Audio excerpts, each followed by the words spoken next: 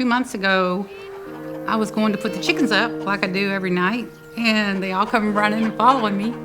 And she was just down, and she wouldn't get up. And I thought, well, that's weird. And so I went over and just gently walked over to her and said, "Can you get up?" And she just looked at me and did that. And she couldn't get up. And I picked her up, and I just tried to set her down gently, and she just collapsed. And so evidently she injured her tendon or a muscle, pulled a muscle. I'm not sure what she did, but I brought her in the house, and she stayed in Tommy's office for a couple of days, and I fed her, oatmeal, and there's I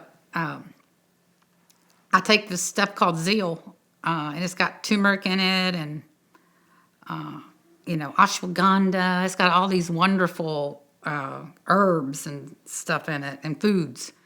And so I thought, well, it's good for me. It helps my inflammation, so I give it to the chicken. So I started giving her the Zeal in little syringes 2 or 3 times a day. And she started getting better. And a lot of TLC. And the next thing you know, well, hey, that's Dixie. You know Dixie. Hey, But the next thing you know, she was walking better. Even though she was kind of like Hop-Along, I called her Hop-Along Cassidy Kid, because she still kind of hop along, but she was doing just fine. And then a couple of days ago, she was down again. I went to put them up in the chicken coop, and she was sitting down right there at the edge of the coop. Before I went vegan, I loved Chick-fil-A sandwiches, chicken sandwiches, as much as anybody. And I would come home and with a chicken sandwich, and I'd have my chickens at my feet.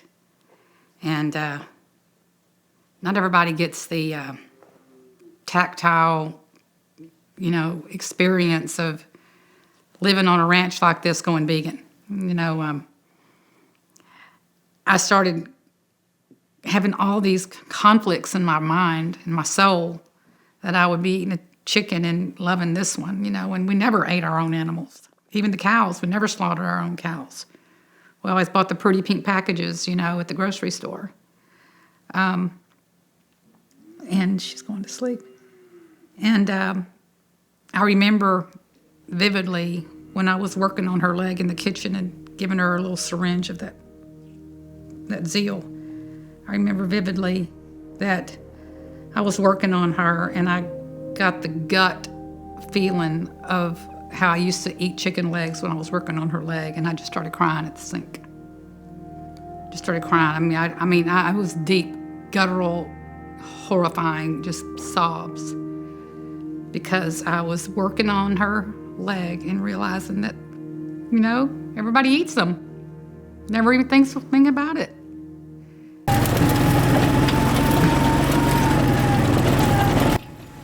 A friend of mine called me up. I was working shift work, and I was tired. And he goes, "Hey, come out here. There's this girl that wants to meet you." And I said, "Yeah, you're lying. You always are." And he was. And I went anyway. And anyway, I met her. Yeah, Renee's an incredible person. She's always done incredible stuff. One of the early things I saw was she was in a play in Houston, 2,000 or 3,000 people, threw her the roses on the stage and all that stuff because she was the main singer, and she was right on the edge of making it. And it was a wild ride. You could write a book about her, music career. And for whatever reason, it never happened. Oh, Shenandoah, I long to see you. Whoa, you rolling river. Oh, Shenandoah, I long to see you across the wild Missouri. Herman's very soothed by music, and so I sing to him all the time. And I see his eyes change when I sing to him, and I watch his ears perk up.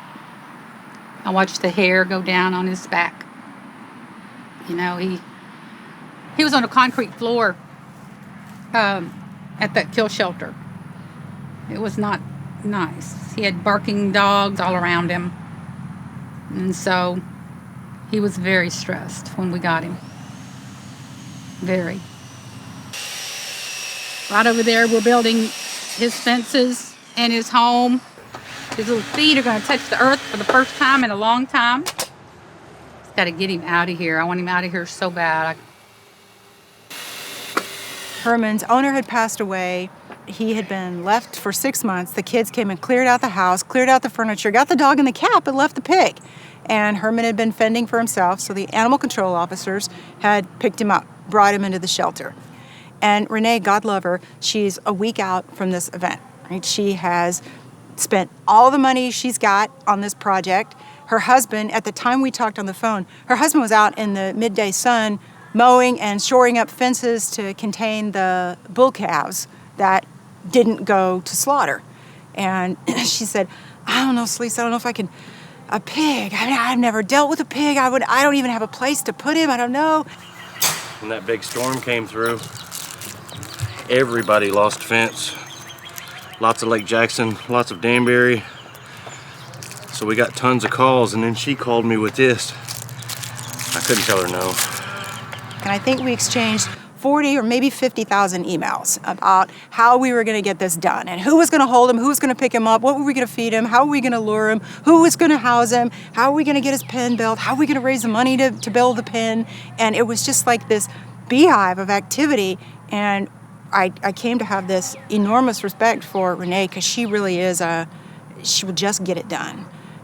The way I look at it is, comes around, goes around. You do something good, somebody returns the favor eventually.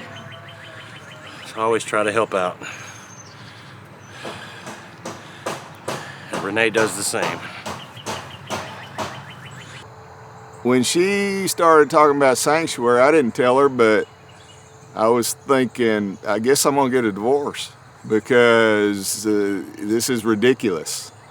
It's not gonna work in Texas, and she wanted to try it. And Renee is a very strong-willed person, and you can't tell her not to do something. I wasn't trying to, open up a sanctuary in the state of Texas. That's not been my goal in life. My goal was to be a famous country and western singer. Hello, that's what I thought I was going to be one day, and that didn't happen. And I married a farmer. He's worked hard all his life. He bought this place to supplement his retirement. We hadn't been making any money. Balloon notes were coming due on tractors. He's needing to buy another rake. And now I'm telling him, oh, heck no, you ain't taking that red trailer up the road anymore. We're not selling any more calves. You send that red trailer up the road one more time, I'm following it. I'll go to the slaughterhouse if I have to. And it was a process for me because, I love my husband. I didn't want to just say, too bad, you go up the road. What I've been here is a catalyst for my husband to see a way that he's never been shown before because his history, his culture, his way of viewing the world is so grounded in tradition. 4th generation cattle rancher. His great-grandpa herded cows from San Antonio by horse with spurs, and they had their own brand. And Tommy still has that. That means something to him to restore that history. So this is Tommy's heritage. For Tommy to say, none of that meant anything doesn't come easy. But watching his wife change, watching his wife draw the line in the sand, watching his wife pull in all these people from around the world that are supporting us to build a sanctuary in the state of Texas is changing my husband. That's what's changing my husband. I kind of laughed at her and said it'll never work, and she has actually put me in my place now because the vegan world came to her rescue. She started meeting people that allied with her. It was incredible, and I started watching it, and I couldn't believe what was going on. It's kind of like a dream. They're incredible. If she has a problem, somebody in her network helps her out and it magically disappears. I think that we all have the power to change and to transform, and we see that every single day at Mercy for Animals. Someone whose family owned a cattle ranch decides to give up everything that they knew to be familiar to become a vegan animal rights activist. We see every single day the power that compassion has.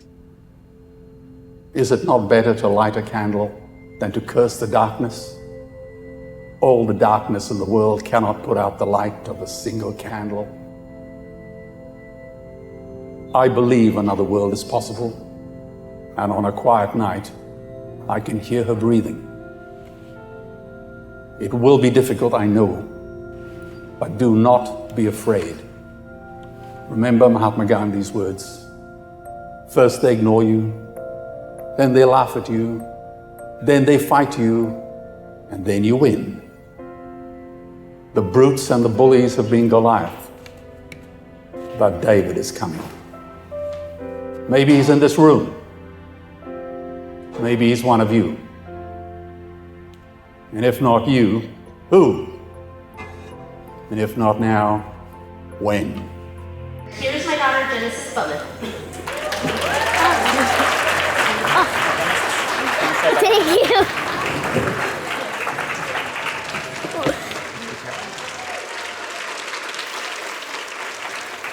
Hi, my name is Genesis, and I am 8 years old.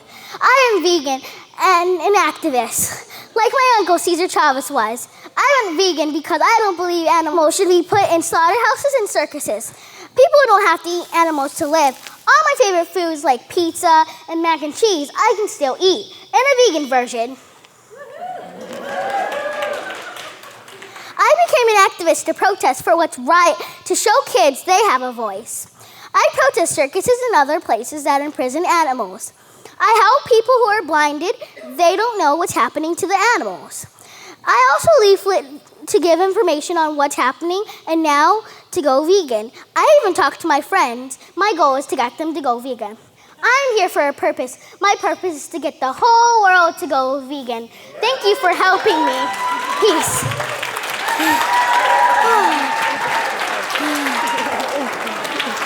Oh my God. Okay. She wasn't even 4 years old. She always had chicken nuggets. That was her favorite meal at the time.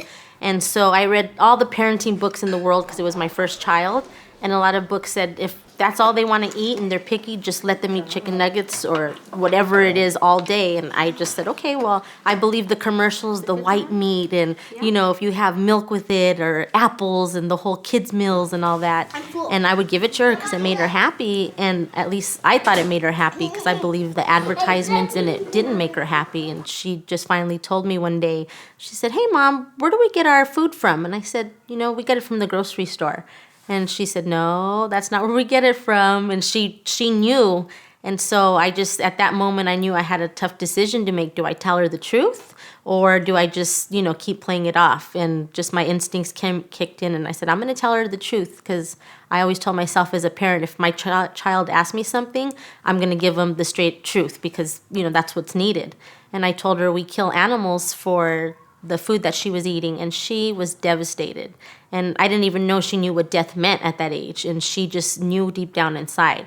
And she said, well, we have to kill, what is it? I said, well, chickens and cows. And I was explaining, you know, beef is from cows, like the burger, that's not beef, that's a cow. And, you know, the chicken is the actual animal, the little bird. And she said, you know what, I don't ever want to eat this again.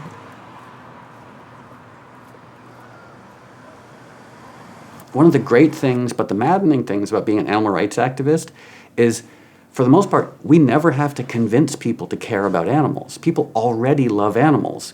We just have to convince people to understand that the dog they love is emotionally the same as the cow they eat. You know, that's the disconnect. So it's aligning people's already existing love for animals with their actions. And so I look at someone like Genesis, and to me she just seems like she's living her beliefs in a way that most people don't. You know, I mean, how many parents have had the experience with their kid where like their 4-year-old, their 6-year-old, their 8-year-old, their 9-year-old is eating a hamburger and says, "Mom, what is this?" And the mom says, "That's a hamburger." "Well, where does it come from?" "A cow." And all of a sudden the child's horrified. And the child almost has to like be taught to move past their horror. And one of our jobs is to remind them that no, their horror was justified. You know, the 8-year-old who's horrified at eating a hamburger, that's a legitimate response. It's a justified response. The 18-year-old, the 28-year-old who eats the hamburger as if there's no consequences for the environment, for them, or for animals, that's the mistake. This is my bunny. Her name's Charlotte, and my mom's friend and my friend named Nina gave it to me. And this is very special to me because it only has one foot, and I'm on a mission to find its other foot. Somebody has it, and I just have to find its foot because, like, I don't think it's right just to have one foot. She told me about how the bunny, it wasn't like a natural bunny. It had been like ran through the mill, but she really was interested in it. And then when she brought it home and showed me it, and it's kind of ugly, but but it has character, that it made sense to me as far as with animals go, that not all of them look the same, but they all need love in their own way, you know. She's just a sweet girl. Just a sweet girl, yeah. I don't feel that I shouldn't love her just because she has one foot. All animals should be loved. They shouldn't be tortured. Charlotte is awesome because each time I'm crying or sad, she's always there for me. And if I need a pal, she'll be there.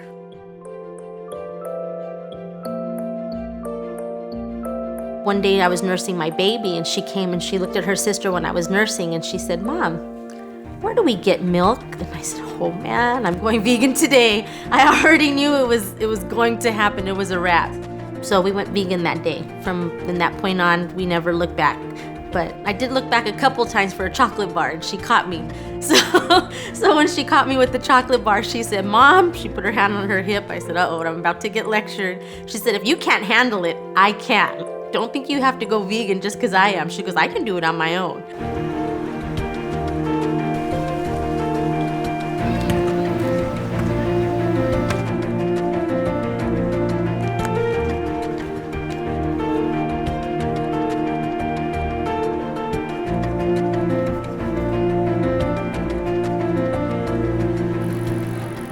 Don't ever underestimate your own voice. When you speak with kindness and sincerity, people will listen. And every single leaflet that Genesis or I hand out has a potential to change one person's life forever. So don't ever forget, we just gotta plant as many seeds as humanly possible. Some of them will grow, some of them will not, but we just gotta, keep fighting, keep being out there, keep educating the masses. You cannot get the truth from a corporation. We have to hit the streets, provide this information, and people will respond to this message of kindness. So if she can get this, how can adults not get it? And that's why I'm so inspired by her. On her first day of school, she wore a "Love Animals, Don't Eat 'Em" t-shirt. And her mother asked her after the first day of school, did kids make fun of you or say anything during lunch? And Genesis says, "Yeah." And her mom's like, "Well, what did they do?" She's like, "Oh, well, they waved hot dogs in my face, they rubbed salami on my cheeks." And her mom is like, "Well, did you cry?" And Genesis is like, "Yeah, I cried." And then her mom's like, "Did you cry because they were making fun of you?" And Genesis is like, "Oh, no, I cried because they didn't understand that they're hurting animals." The average person eats about 7,000 animals in their lifetime, if you include fish.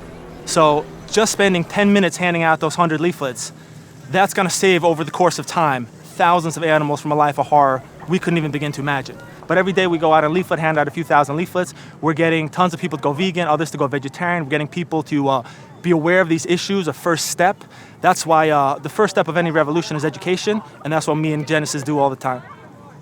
At first, I wasn't really for it just because I know some adults can be very rude to children and adults, vice versa.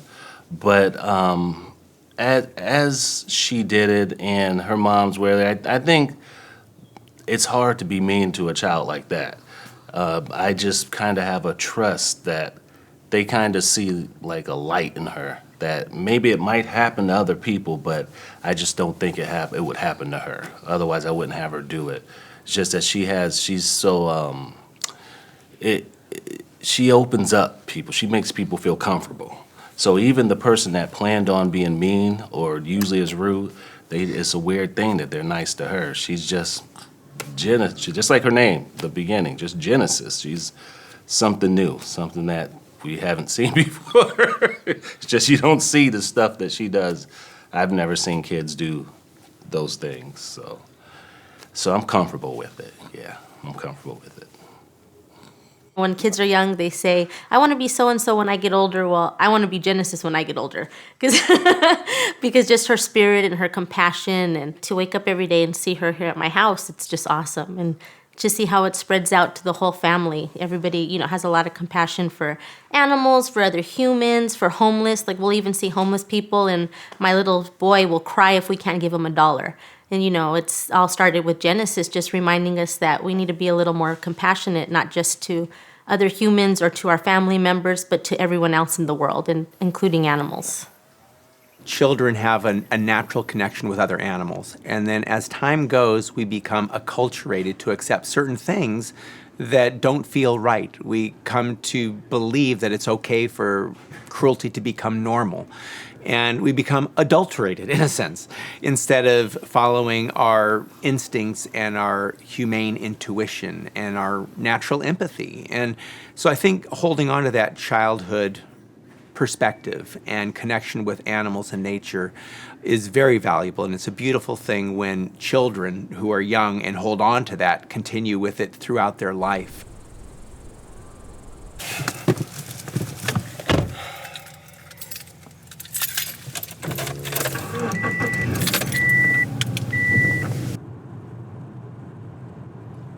I knew that something wasn't right. I knew that I wasn't drinking like other people. I was passing out, getting alcohol poisoning, blacking out, getting sick, drinking before school, things that normal 10th graders don't quite do. I had a lot of trauma in my life, and I think that's a common thread with people that develop some substance abuse problems. The divorce and not having a present father, and our family was ripped apart. Alcohol, that was the elixir that helped kind of make things feel a little bit better. I would go into 7-Elevens and stores like that and literally steal the alcohol from the coolers, put it down my pants, and then go drink the alcohol by myself behind the building. After high school, I started taking trips to South Florida, Miami, South Beach more, and I started getting into heavier drugs on a regular basis.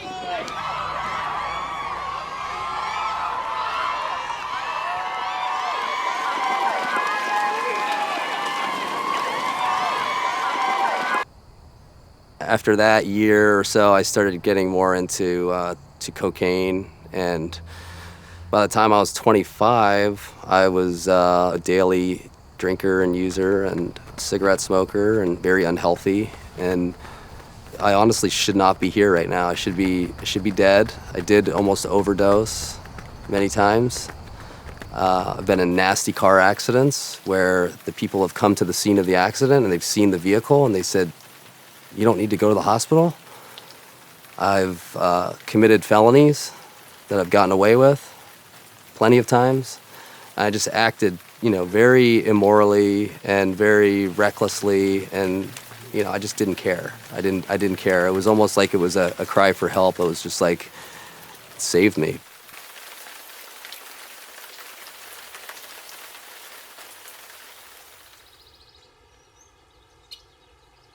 I called my brother, and I called him in the middle of the night, and I was crying to him on the phone, and I said that I needed help.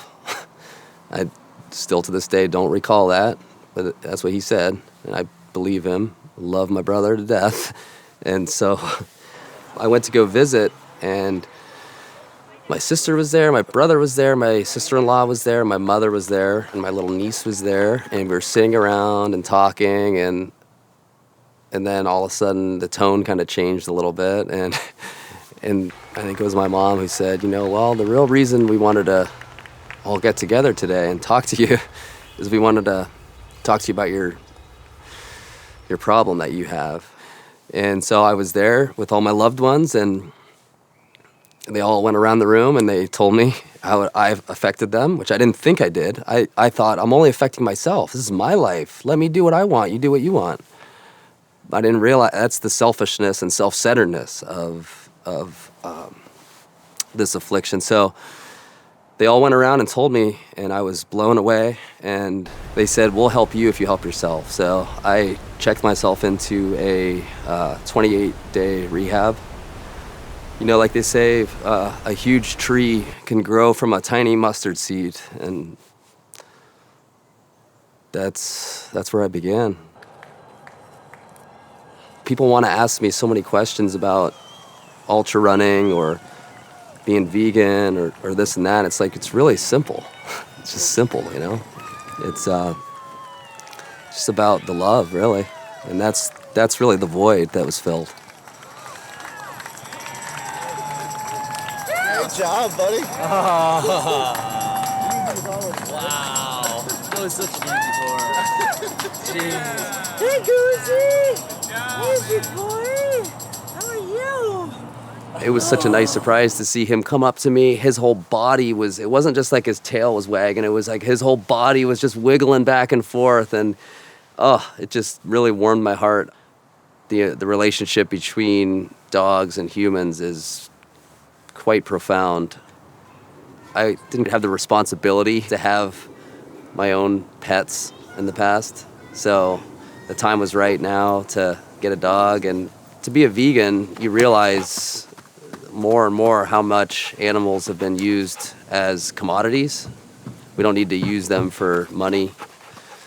Realizing that this animal has such feelings and such love. You think just dogs are like that?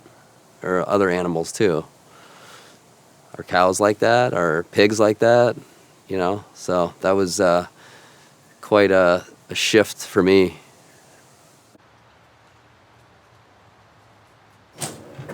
Hey, Jen. Hey, Nassim. How's it going? Good, how are you? Yeah, good. How was the race? Oh, it was really fun, but it was tough. I'm sure you killed it. I'm looking forward to a float, definitely. Yeah. Awesome. The tank is all ready. You're in Floatarium. You can head on up. Sweet. Thank you. You're welcome. See you in a bit. See ya.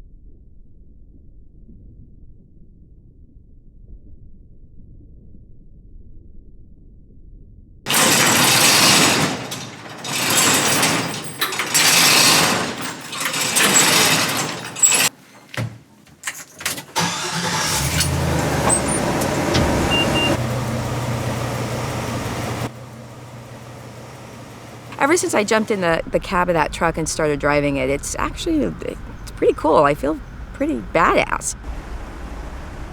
It's a very big truck and it's very heavy as well. So it's not just the size of it, but to brake takes a while because it's like 13,000 pounds. It's kind of cool getting up there and driving this big old truck.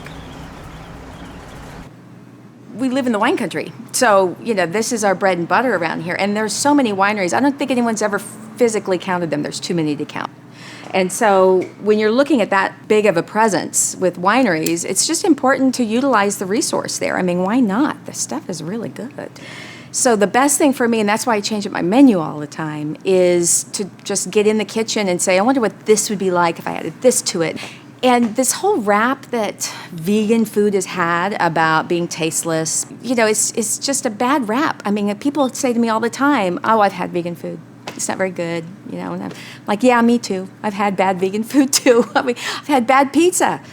If you care, I think, that the food is good. I really care that not only the food is good, that it's knee-buckling, that it's exceptional, and it's, if I'm making something, I'll I'll taste it and like, yeah, this is really good, but my knees aren't buckling yet. I need something to go, ah, yes.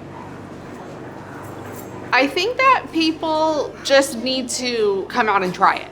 The word vegan, they think fake, and it's not. And the taste is just out of this world. And a lot of people say, you know, once they eat it, they're like, I don't even need to go out and have, you know, that hamburger from that place after I've eaten her food. So Yeah. you just need to get over the idea that it's a fake food, because it's not. And I would say too that a lot of people have this impression that, like, oh, she's a vegan or he's a vegan. They eat carrots, right? Or they eat celery. It's like, no, food, real and good food. And you don't have to be vegan to come out and try vegan food.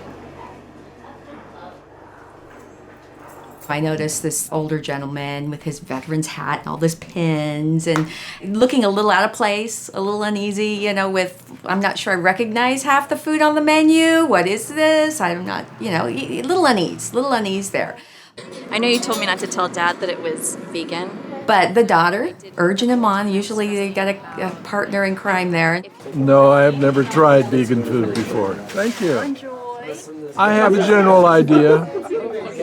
It's non-meat, basically.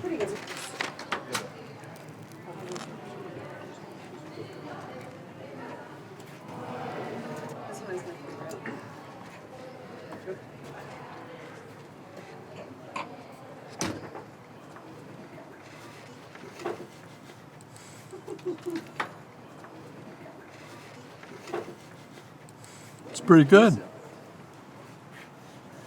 She was really worried today for me coming here about vegan and told me to eat something at home. Well, I didn't. And I thought, you gotta have something, you know. And I'm quite surprised. It was very good. It is very good. I will finish it. I could use a napkin. In the evening, when I go by and I'm just walking by their table really quick and the daughter grabs my arm and pulls me over to the table and she's like, I've got to tell you, he's never had vegan food before and he loved it. And it's like, it makes my heart proud because now vegan food is accessible. You know, it's not a weird out there thing.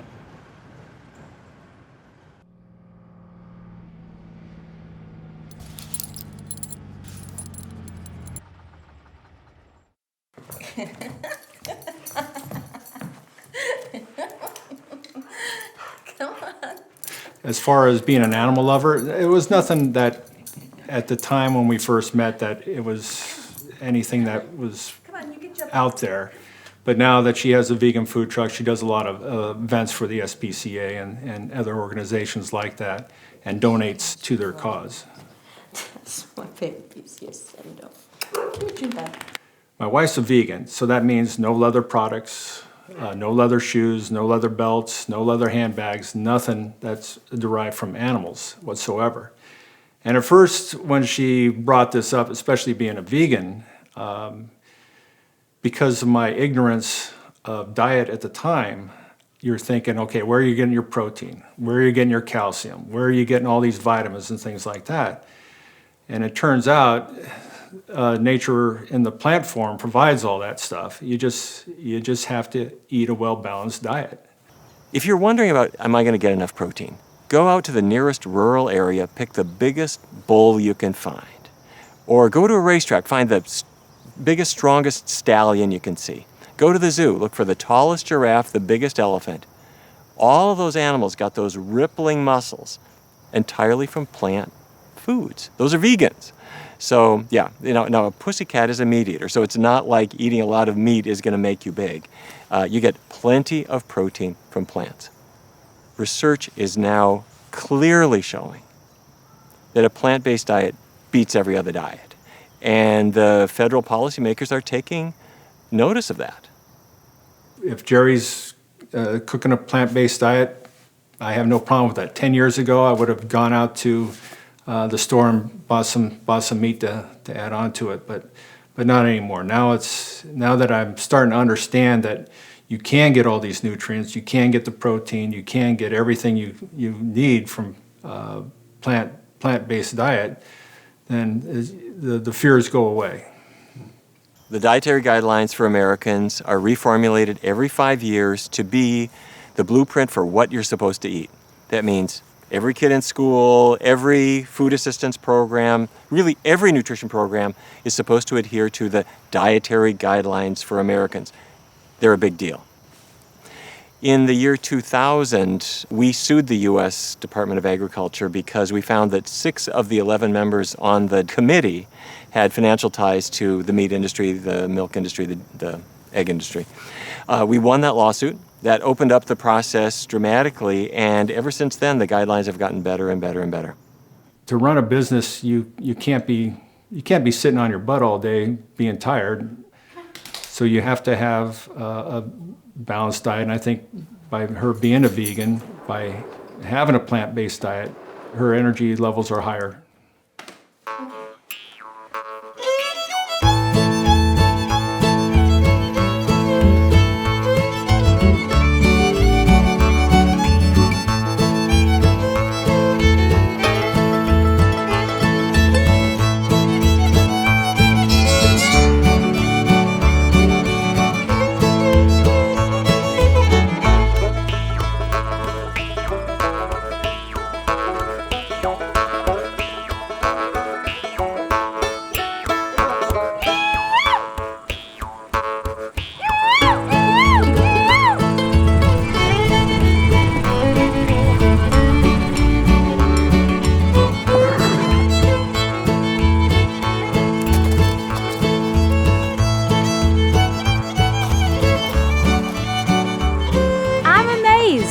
Renee, she puts her mind on something and she goes for it. Since she started this, I haven't got to visit very much because she's been so overwhelmed.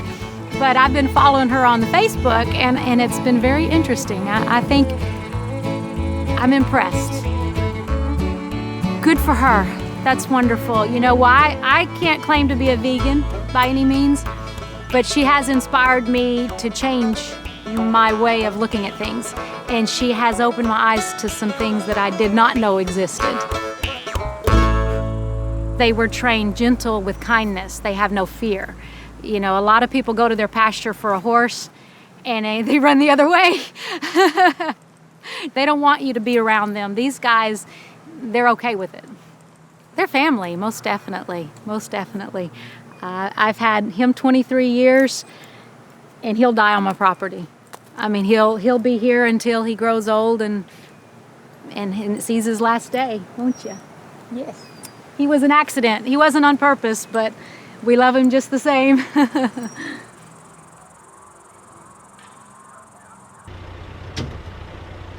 we go, Herman.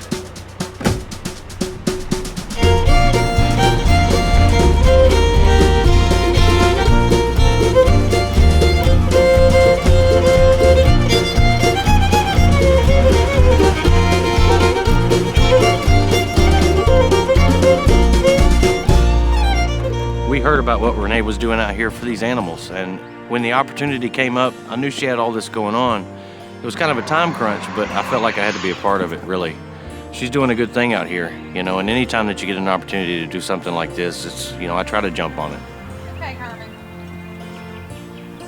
I want you to rip off that, Tommy. Yeah, I'm sure we're probably going to hang around to watch. Yeah, we've put a lot of time and effort into this, and this is going to be his home, and it'll make us feel really good to see him happy in it. Oh, Herman, we love you so much. We see your soul behind your eyes. We know you had it rough. Oh, Herman, we love you so much. We see your soul behind your eyes. We know you had it rough. What resonates with me with Renee is that you see the motto on my shirt. That's the motto of the shelter. Every animal matters. Every single one. And for her, that is this personified.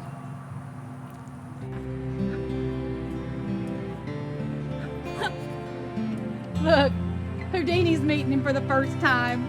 Aww. Okay, off the kiss. He's already trying to convert me. All right, Renee, I'm gonna get out of here, girl. Thank you for everything. I No appreciate problem. No problem. you so much. I'll be back out here on Monday to take care of a few little things, okay? Thank you. Yes, ma'am. You know that you wouldn't be doing this project if you weren't going to go vegan. So you do your research. You got it.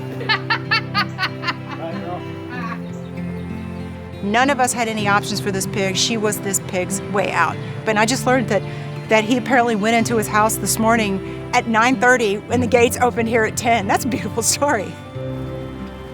If you are here to be part of the show and watch the entertainment and the speakers, the only way we're going to know you're here is if you're in the front.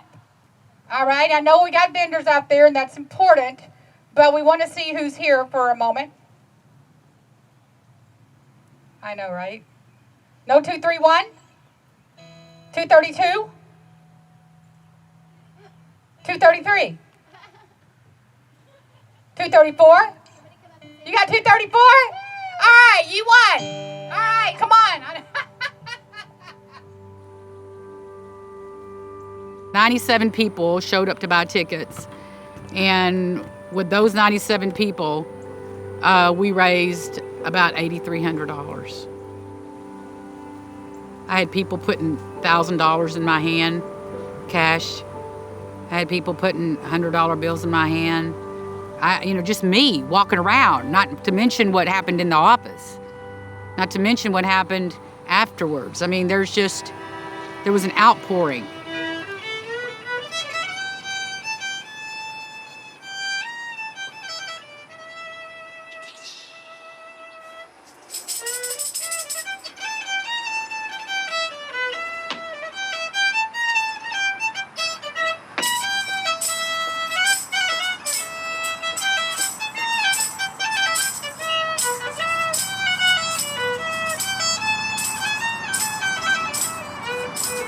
I'm a surgeon, but I specialize in weight loss. So I do weight loss surgery and medical weight loss diets, and I teach people plant-based diets.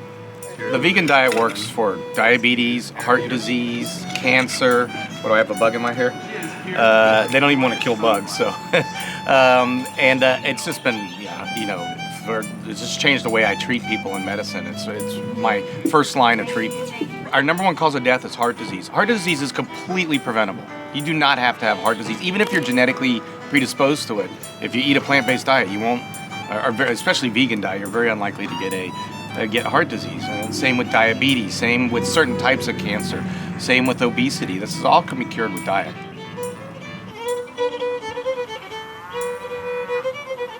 Children are not really attracted to eating meat. That's something that we kind of push on children. And we let them choose whatever they want, and pretty soon they decided they didn't want to eat animals. When they figured out, this one was like, isn't it weird that there's a chicken out in the farm and there's a chicken that you eat? And was like, well, no, they're the same thing. And she was like, they're the same thing, and then that was it for eating chicken.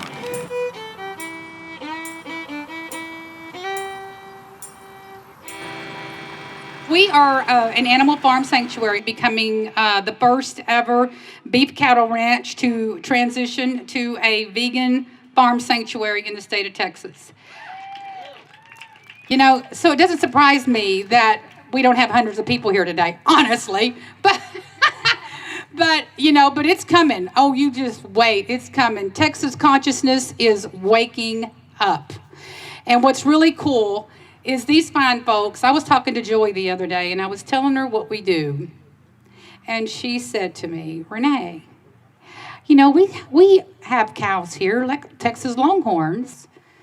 Sometimes the cows, the little babies, would go to FFA kids, and they fall in love with these cows. And if they go to auction, which most of them do, they do get sold, and they do go to slaughter. So we are going to get to adopt Frosty. And Frosty is going to be our first ever Texas Longhorn here. He'll be out here in the pasture with Herman and the rest of the Rowdy bunch. As she started making a sanctuary, I started reflecting back about my whole life and the way I thought about animals. And I was kind of relieved because now I was thinking, wow, if this works, I can have a bunch of pet cows and I don't have to take them to market. And Renee would say, they're not pets, they are individuals. And I said, okay, we can have a bunch of individuals. Bullseye, how you doing, girl? How you doing? How you doing, girl? I wanted to go to a slaughterhouse and I wanted to see exactly what was happening there. And I wanted to do a little bit of filming. And so I asked a friend of mine, a close physician friend of mine actually, who I knew his uncle was the general manager of a large slaughterhouse. I asked him, I thought they would say no, but I asked anyways if there was any possibility I could do that. And to my surprise, they said yes. Prior to being slaughtered, the animals were so desperately fighting for their lives. They were so moving around violently and jerking around that when they were supposed to be killed, they were really not even killed. Many times they were just injured or weakened. Actually, that's what I saw that happened most of the times with the cows. That they would hit a captive bolt more so down the neck instead of in the head, probably because of the reason that it's not easy to hit them in a strategic point with those conditions. And so the animals would fall to the ground, and they would put a shackle in the hind leg. And now these animals were still alive. The cows were still completely alive. And they were even making movements with their hair. They weren't as strong to walk out and leave the place, but they were still making movements, and they were still conscious, and their eyes were wide open. And then the slaughterhouse worker would put the shackle, and they would be hanging by the hind leg. And then a worker would come up to like a platform so that he would be at the same level of the cow. And then he would get close to the cow, and then he would cut off the legs of the cow, like from the knee down, the 3 legs except for the leg from where she was hanging from. And then the 3 legs would fall to the floor. And then he would come close to her again and lift up the tail of the cow. And from the very tip of the tail, he would make a vertical incision. I don't know how deep or superficial, but a vertical incision, and then put the object down. And then he would pull the skin of the cow down so that the cow's own skin was hanging next to her own head on both sides of her head. And then he would make an incision in her neck, and then blood would come gushing out, and she would start choking on her own blood, and then eventually she would die. I went to the holding areas. First of all, I saw that these animals were really, really terrified, and somehow they all knew what was going on because they would start walking back and being afraid of us, even in the holding areas, because somehow they sensed that something wasn't right. I think. But at the end of the holding areas visit, I saw some of the cows were housed individually, some of them were housed like in very large groups. I'm not sure why, but at the end, there was a cow that was housed individually. This was a huge, beautiful, completely white cow. And she was terrified. Like you could see that she was really, really anxious. She was really afraid. I have a feeling that somehow they know. I don't know why they would know, but maybe they can smell the blood because it was right adjacent to the slaughterhouse. Maybe they can smell it, or I don't know. But she was really nervous. And we were at the end of the visit, so I asked the guy who was giving me the tour, if you want to call that, or the visit, who was with me, and I asked him if I could stay there with the cow. So he stayed with me, and we were talking with the cow for about 15 or 20 minutes. He was just standing there. But she calmed down, and I was even petting the cow, and she really calmed down, and she was in much better conditions. But then the next day, when I went to the actual slaughter facility, and when I was filming all of these horrible things that I just told you, it came the turn of all of the cows, it came the turn of that white, beautiful cow to go through slaughter. And it was so much harder because the fact that this white cow she didn't even fight back like the other cows. She could smell the blood. She could hear the other cows. She knew exactly what was going on. But for some reason, I think she thought that I was going to help her because she came. She even like positioned herself. Like they didn't have to shove her in too much. The workers were like shoving the other cows, and the other cows were jumping on getting on their hind legs. They were trying to crawl the wall, and this white cow, she just went straight up to me because I was about half a meter away from where their heads were with my camera, and she walked straight up to me, and she was just staring at me. And the other workers were pushing her, and then the metal door closed behind her. And even with all of that, she was not fighting back. All what she was doing was with her eyes wide open. She was standing still and she was staring at me. She wasn't even blinking. Like she was begging for me to help her. Somehow, she probably sensed that I didn't want to, for this to happen. And obviously, I didn't want that to happen, obviously. But it was so hard because she was just imploring for me to help her. And there was absolutely nothing that I could do.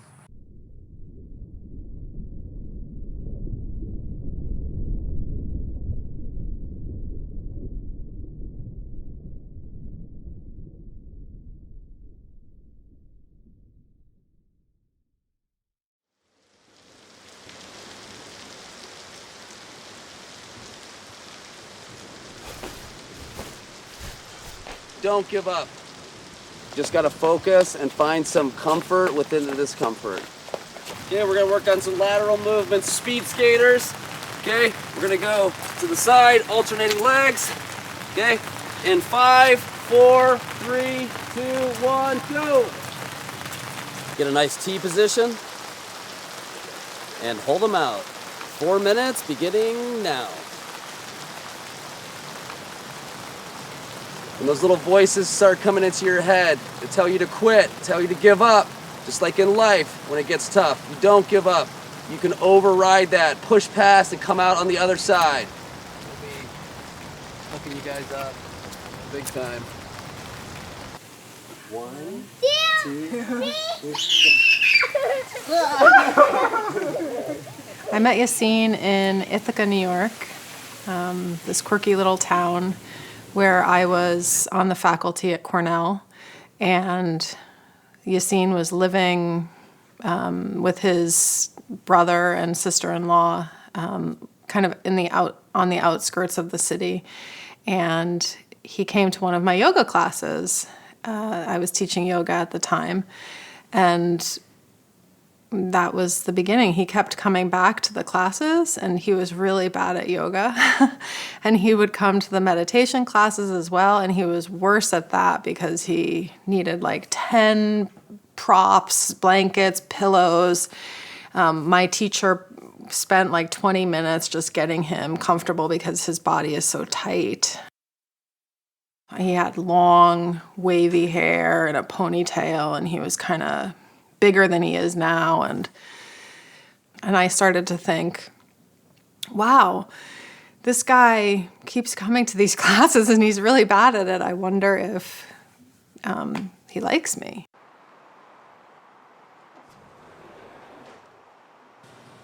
We went away on a honeymoon to Costa Rica before we got married.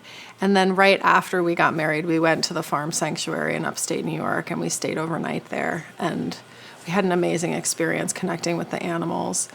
I also remember going on a vacation with him to some South American country, and they asked him, why don't you eat meat? They didn't ask me, but for the man not to be eating meat in this South American country was really weird. And so Yassine said, because I don't want to hurt animals. And the waiters laughed at him. And I thought that was just so authentic and brave of Yassine to show that empathy to others. I think it was a big moment for him because it was one of the first times he had been challenged or asked why. And he at that time didn't say like all the health benefits. His immediate response was because of the animals. And that's really representative of the kind of person that he is. Not only are runners vegan, but they're actually performing at a high level. I think that is out there on the table now, that you do get enough protein. That's not a question anymore. Us vegan runners kind of stick together and kind of know of each other and are kind of proud of each other when we do perform on a high level on a big stage.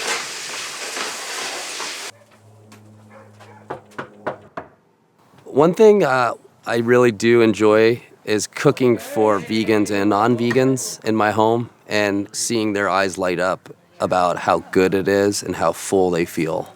Because I think a lot of people have a misconception. They feel like they're not going to get satiated or they're not going to be filled up because they don't have a big hunk of meat to fill their belly. I love when people come over and they're just like, wow, that was an amazing dish. Oh, I feel so good. And it was all plant-based.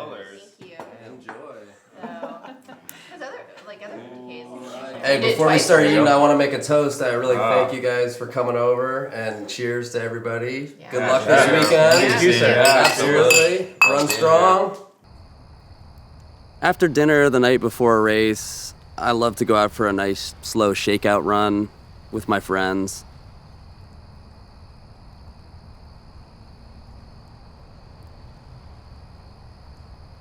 The first time I met Yassine was a 50-mile race just outside of Seattle called the White River 50-miler. And I was, running along, and all of a sudden this guy comes up to me and he starts talking my ear off like, hey, I went vegan, you really inspired me. And he was just going nuts. I'm like, who is this guy? And at the same time, like, wow, he's really got an energy to him. And I thought, would drop off eventually, but he just hung with me for the next 5 miles up this brutal climb. And, he had as much energy in his voice as he did in his heart and lungs.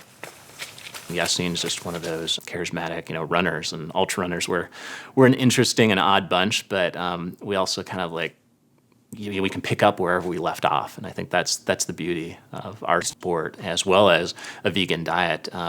Again, we're connected by a certain thread, and that is running and being vegan. So it's always great to come back and just hang out as buddies, and as if nothing, and as if no time has really passed. We're just the same individuals at the core. So in 1999, I'm lined up for my first Western States 100-mile race, probably the biggest race I was competing in my life. And I just transitioned to a vegan diet that winter. And there's still doubts in my head, can this really work for me? And I was thinking, I probably need to eat some meat here even a week up to the race. And after I won that race on a plant-based diet, there was no looking back. I had never doubted myself and went on to win 7 consecutive Western States 100-mile races. Scott Jurek was the pioneer vegan runner, and now we're starting to hear more and more it being more mainstream. Last year, Scott, after running the Appalachian Trail, which is over 2,000 miles across 14 states, covering elevation changes of 500,000 feet, broke the Appalachian Trail record by over 3 hours. There are a lot of parallels of, ultramarathoning and becoming vegan. You don't just jump right into it. Sometimes you need to, find that community. You need to try it out for, I tell people to try it out for at least a month to give them some time for your body to adapt to a different cuisine, different diet. Your body's not quite used to it. It takes a few weeks for the human body to adapt to things. That's usually why they tell people to go to rehabilitation, for example, for 28 days, is so their body can adapt to the new lifestyle. Oh, you just want your belly rubbed, don't you? You just want your belly rubbed. There's definitely a correlation between the spiritual practice of non-harming and veganism and the way I'm living today compared to the way I used to live. The way I used to live was very harmful to myself, to my body, to my loved ones. Essentially, I'm trying to live a more spiritual life, and for me, that involves trying to cause as little suffering as possible and to try to just do my best. And this is very much in alignment with how I'm living today and how I want to live. This idea of eating animal product, nothing more harmful than that shit. What's more harmful than destroying the planet and taking all the resources and then poisoning yourself? You know, the first chakra, don't poison yourself, right? Take care of yourself so you can serve the planet. So the first thing you do is you're poisoning yourself because the way the animal product is being manufactured, for one, aside from the fact that the, plant-based diet is safer and healthier no matter what, but the way they make the animal product, the way it's born into, talk about suffering, 100 billion animals made to be born into suffering. So yeah, we don't want to cause any harm. So if we really examine ahimsa and its a meaning, or if we want to be people who practice ahimsa or cause less harm, the one thing we shouldn't do, I mean, the first and most important thing we should do is get away from eating animal product. You can do whatever you want. You can create any world you want when you're painting, right? Nothing is wrong when you're painting. See this little vine over here? You can make a monkey anywhere you want. Genesis, what's your favorite? A pig. A pig? So you guys know what abstract art means? No. Art for Animals' Sake's mission is to teach art classes with an animal empathy theme. So we try to instill compassion for animals through art projects. And the reason why we use art, it gives youth especially a meaningful way of looking at the issues that we're talking about. So we try to get kids to come to their own conclusions about animals and how they should be treated. Somebody once famously said if you gave a kid a bunny rabbit and an apple, they're gonna eat the apple and play with the bunny rabbit, So it's just sort of like this thing gets knocked out of us as we get older. One of the projects that we did was a lantern project, and we were basically protesting an animal experimentation lab. And so we just made these beautiful handmade lanterns. We had over 280 people from across the United States ship them to us, and we put them in a public place, and people saw these lanterns, and they gravitated to it because it was such a beautiful display. And they said, what is this all about? And we said, well, actually, every one of these lanterns represents one of these animals that is going to be experimented on in this lab that they're going to be building soon. And so by putting something beautiful in the world and enticing a conversation, I think brings people in instead of revolting them or putting them on the defensive. With Genesis and her age group, I think they're really benefiting from this age because the information's out there, and it's whether they want to recognize it, they want to see it. And she has become such a good spokesperson because she has a strong feeling, but she also has sort of the background and the education, whether she's gotten it on her own or through her parents, to put it into practice.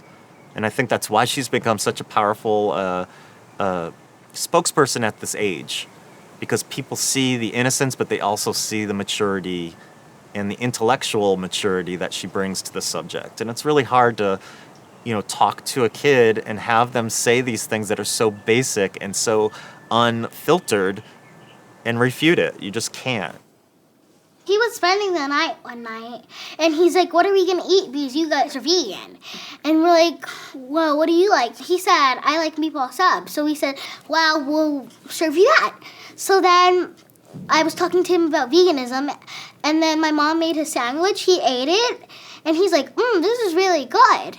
So then after that, he left, and then his mom called back. He's like, Tahir wants to go vegan now. And that was the happiest thought I've ever thought.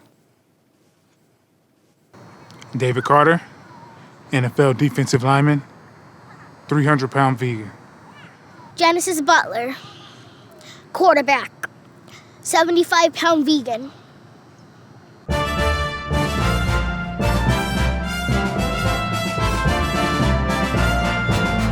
I'm gonna crush you like a little bug, but I don't crush bugs because I'm vegan. Got insurance? Means you're gonna need it.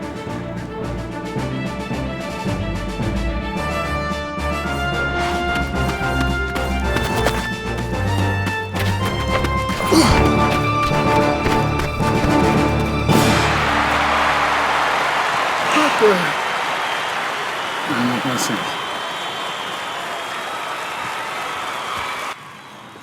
Hey, good game, Genesis. Thanks.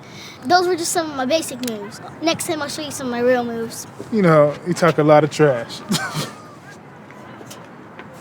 These boys challenged me to a push-off, and my mom sent me in this cute little white sparkly blouse. And then the boys do like 10 push-ups, and then like, oh, I can't take anymore. And then I'm like, okay, so I can do more. I did 100 push-ups, and then I come home, my shirt's all dirty. It's all like black, and my mom's like, what happened? I'm like, I did push-ups, and I did it on the blacktop. And she's like, next time, scoot over to the grass a little bit. And she had to throw it away. It was just... Oh, man, I feel sorry for those boys. That must have been a real shot to their ego, huh? When I first started going vegan, I met this 72-year-old guy. His name is Viktoras Kovinskis, and I was doing like 100 push-ups, and I thought I was doing a lot. Or for me, that's what I thought at that time was a lot. But he was doing 200 push-ups at 72 years old in one time. So that was like our little competition. And now I'm doing like 500 push-ups. So they were messing with you, huh? All the guys thinking that because you were vegan, you couldn't do push-ups and you beat them and you obliterate them. Yeah, that happened to me. See, everybody was thinking because I was going vegan that I was going to be all weak and small and stuff and never be able to play again. But I did lose some weight. I got down to 265, but then I put on another 40 pounds of just solid muscle, and now I'm stronger than all of them. So vegan is clearly the best way to go. You know that too. And those little boys that you beat in the push-up contest, they know that too now. Oh, so another thing your mom told me about was the football game when you showed up in ballerina shoes. Oh, so I came from a circus protest, and we thought it was my brother's game, so it was gonna be all right. And he was in his jersey. He was ready. Come, my team's all. They're like, come on, where were you? I'm like, and then I had like my Save the Elephant shirt on. I had everything on, all my protest stuff. So then they make this 12 alligator rule. It was just like 5 alligator first. So now it goes up to 12 because I was pulling flags like that. I remember when I was playing Papa Winter, Yeah. it was the defensive line had to wait 5 alligators before we could go rush the quarterback. So they pushed it up because of you to 12 alligators. Like you were supposed to do for 5 alligators, 1 alligator, 2 alligator, 3 alligator, all the way to 5. So then they pushed it up to 12. So that's like half of the game. The game's almost over. Genesis, count 2 more alligators. Fight! 1 alligator, 2 alligator, 3 alligator, 4 alligator, 5. So then I do 12 alligators. Go get them! But I still catch the flag, so couldn't do nothing about it. So they tried to cheat to stop you from taking their flags, and they still ended up looking bad. And there were some big guys too. Man, how many touchdowns did you score that game? 5-0. Wait, so the score was 5-0. Who scored all? You scored all the touchdowns? So you scored. And this is all boys, right? You're playing against all boys, I'm the only girl. all meat eaters, and you're the only girl, and you're the only vegan, and you scored all the touchdowns. And they had to push the alligators up to 12, from 5 alligators to 12 alligators, just to stop you from snatching all the flags. Man, shoot, you're doing a better job than me with all this football stuff. That's right, girl.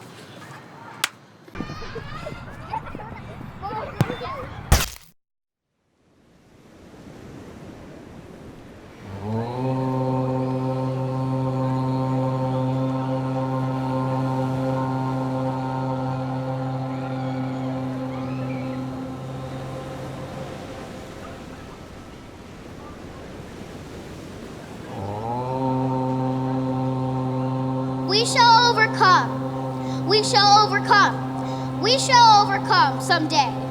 Oh, deep in my heart, I do believe we shall overcome someday. We'll walk hand in hand. We'll walk hand in hand. We'll walk hand in hand. We'll walk hand in hand someday.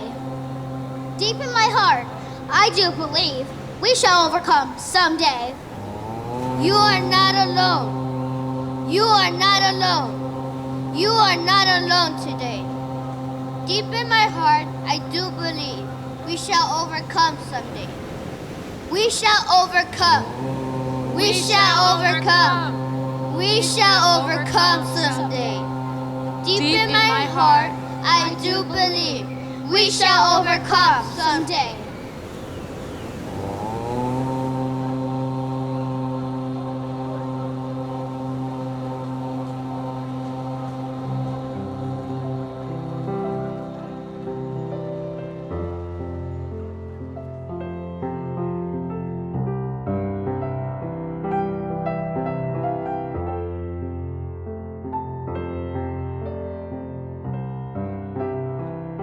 I also don't like to use the word typical vegan, because I don't know what a typical vegan is anymore. I don't know if there's such a thing. I think that sort of 70s version of the tree-hugging, crystal-powered, Birkenstock-wearing unicorn rider is sort of nonsense and has been for a long time.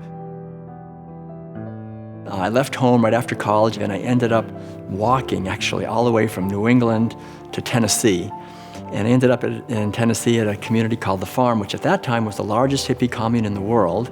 There was about almost 1,000 people there, and they were all vegetarians. In fact, we would today call them vegans. No one heard of the word vegan in 1975. I fought competitively for many, many years. I still train, and there's nothing more satisfying than getting into the ring with a guy who's 20 years younger than I am and just completely handing him his ass. 9 years later, I shaved my head, and for the second time in my life, I found myself in a community that was vegan. This was Sangwangsa Zen Monastery in South Korea, and I went there and became a Zen monk with the idea of doing an intensive meditation. And I realized, though, that these people in this monastery had been living what we would call a vegan way of living for 750 years.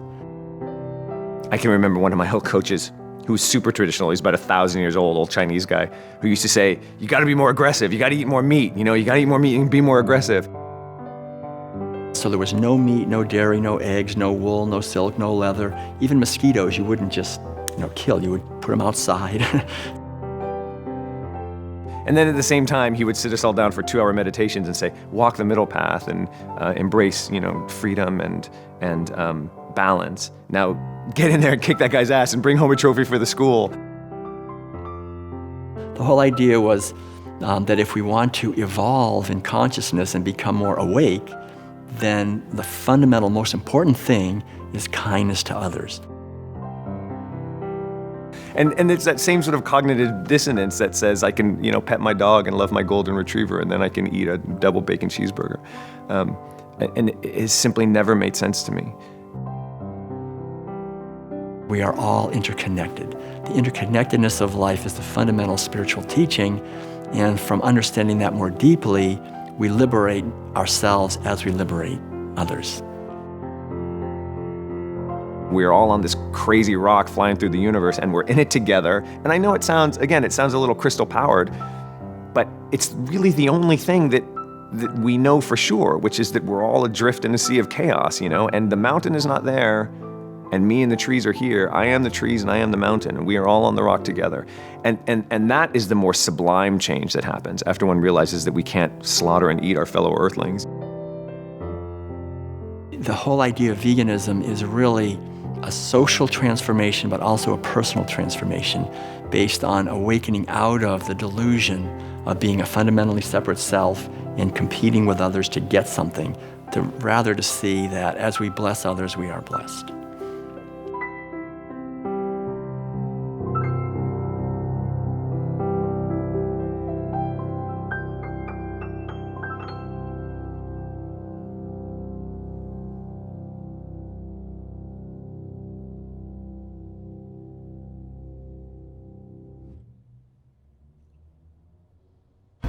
Four Amy's with no cheese. That would be completely vegan? Yeah, but we also could do, if you get 4 vegan Amy's, I can do them with vegan cheese. Oh, okay. Well, actually, you know what? I think I'm fine without the cheese, vegan or not. But wow, that's great. That's good to know. Okay. You got 4 Amy's with no cheese? 4 Amy's, no cheese. All and right. Then I need 2 non-dairy chocolate and 2 non-dairy strawberries.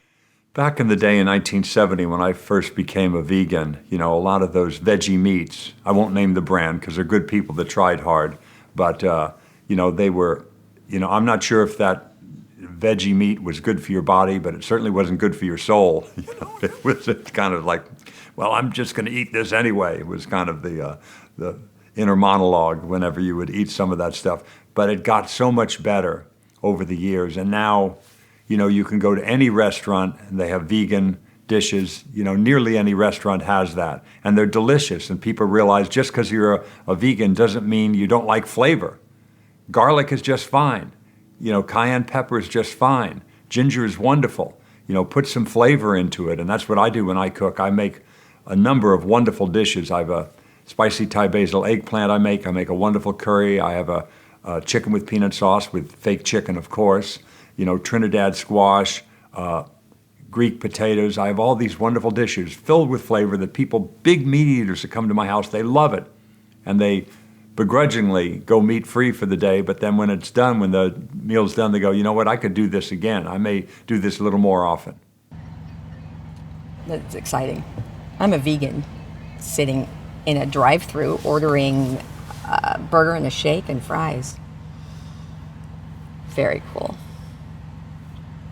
I didn't fully understand the green aspects of it back in 1970, but by the early 90s I did. You know, it takes so much more land and water and energy to create a pound of beef than it does a pound of broccoli or a pound of grain. So it's the green choice in many ways: land use, energy, water, you name it. Right now on my truck it says vegan. I'm really considering rebranding into plant-based because I am finding that that is more accessible to people. It's the same thing, it's the same food, but unfortunately, I think that over time, vegan has created a whole other layering of meaning, which sometimes can mean militant, and people get defensive, like, you know, oh, you're going to tell me how to live my life or whatever. There's no joy in being right about climate change or being a vegan or single-use plastic, you know, some of these things that we've been talking about for many years, but I would hope that people would be more open to these points of view now that there's been a great success rate about a lot of the things we've been talking about. You know, right here in LA and in several other cities, solar power is now on a par with, you know, the traditional grid power of coal and natural gas and all of that. It's now cost effective to do solar.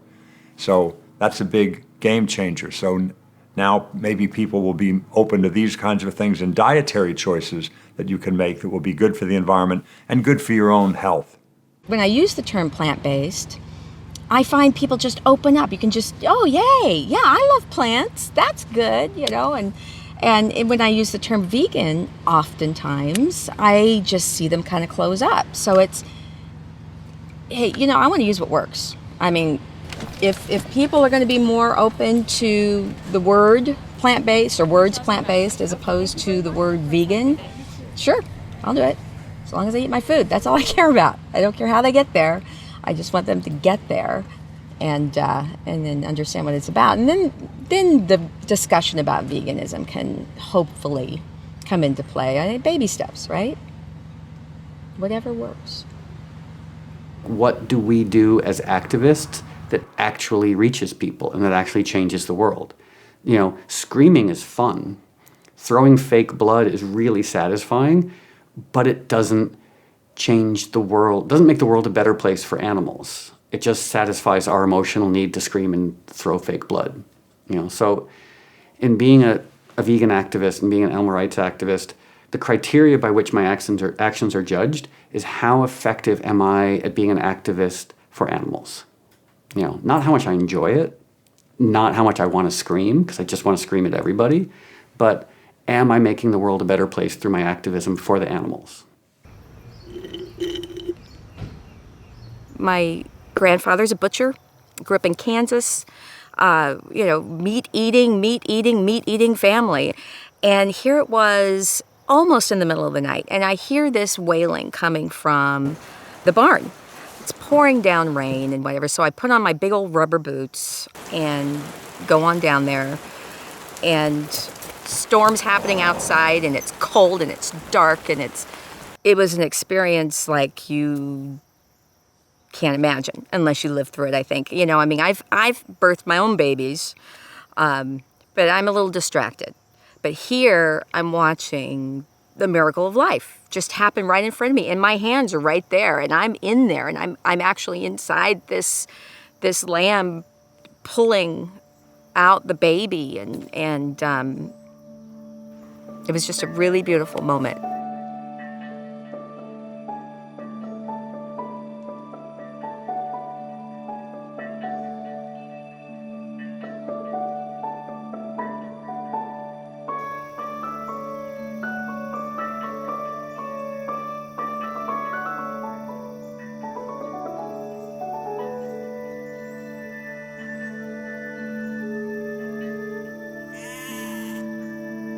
watching the baby grow up, you know, you almost feel a connection like I would with a child of my own. You know, it changed me in my thoughts about food, especially to the day that she was killed. I wasn't home by design. I knew she was going to be. That was the plan from the beginning. That was our structure. That's what we did. And so, you know, it was tough that day. But my background has always been, you know, this is life. This is the way things are, and this is. So my feelings were wrong. You know, I needed to buck it up. I needed to get with the program and stop being so emotional about it, and feed my family, and that was kind of the attitude of things. And so I cooked dinner a short time later using this baby, and cried for days.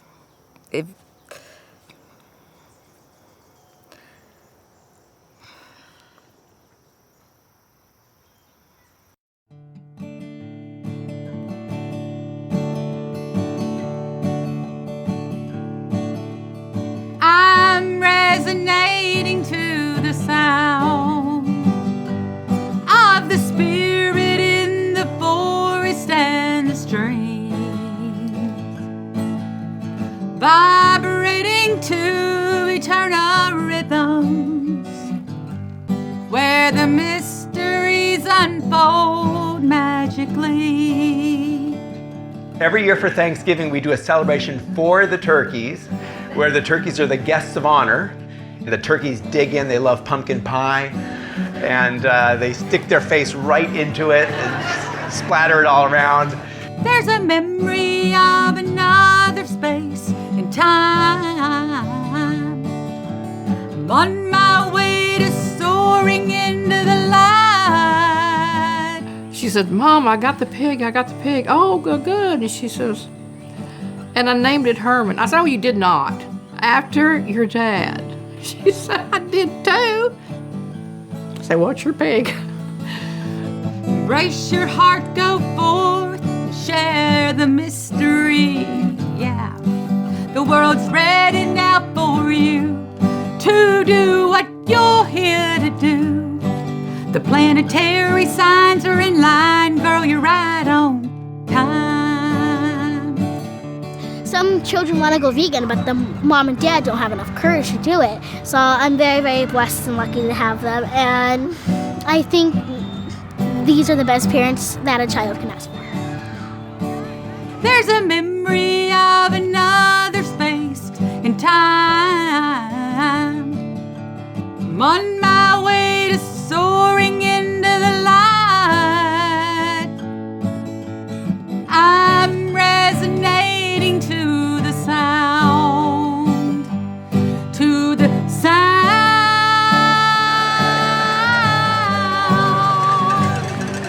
to the sound,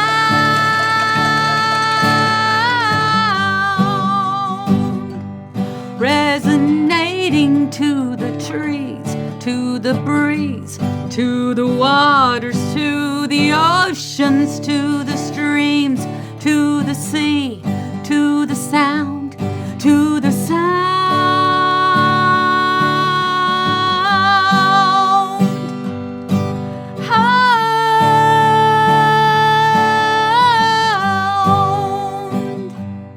The cage of chickens fell off a transport into Memorial Park and broke open, and all of them but one were killed. One of them had one of her wings ripped off and was lying there mostly dead. To the sound.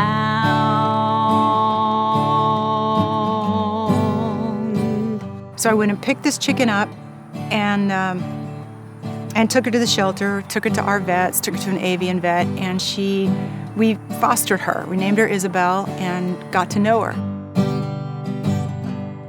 It became impossible to ignore that we had to take the next step. And my partner and I had both had brushes with being vegan. We've been vegetarian for years, but this, for us, Isabel's face was on it. To the sound.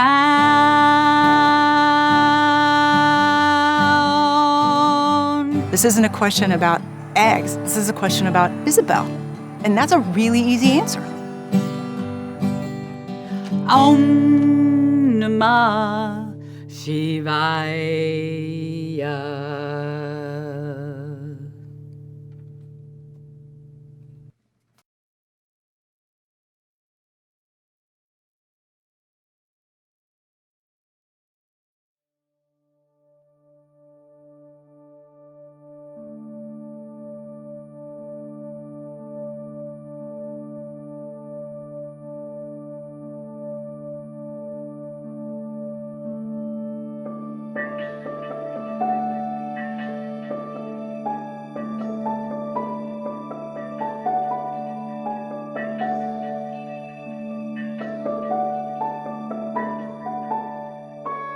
Could you look an animal in its face and simply say to it that your appetite is more important than its suffering? You know, that your desire to eat it is more important than its desire to be alive. Houdini has fallen in love with the Herman the pig. Oh, yeah. I was out there earlier, nobody else was around, and they were just nose to nose. And I watched them a little while, and they just, I don't know what they were saying to each other, but they were communicating.